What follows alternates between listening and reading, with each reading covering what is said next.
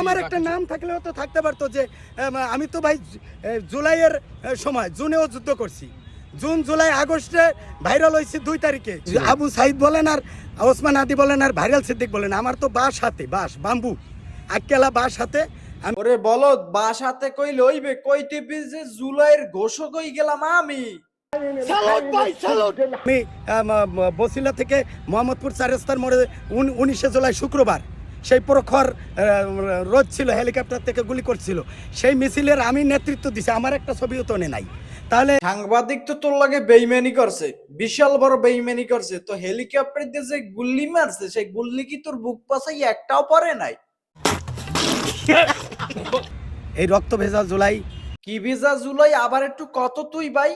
এই রক্ত ভেজা জুলাই, ওরে হালার ফালা ওটা রক্ত না, ওটা হইবে রক্ত রক্ত। হালার ফোয়ালা তুই হবি রাষ্ট্রপতি হালার ফোয়ালা।